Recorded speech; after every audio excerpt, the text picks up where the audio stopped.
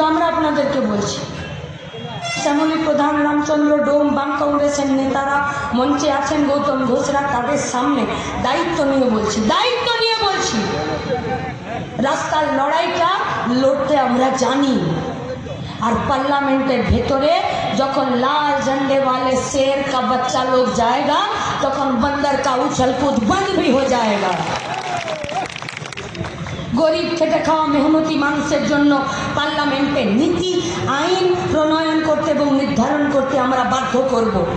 কাল টিভি দেখেছিলেন সকাল থেকে মুর্শিদাবাদের ভোট কি হলো, দেখেননি?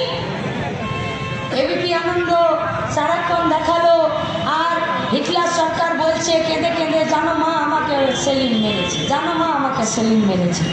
দেখেননি? শুনুন, সন্ত্রাসের ঘর বলে কিছু থাকে না, থাকে যদি সেটা হলো মানুষের জমি, মানুষের মেরুদণ্ড, মানুষের মাথা আর মানুষের সাহস।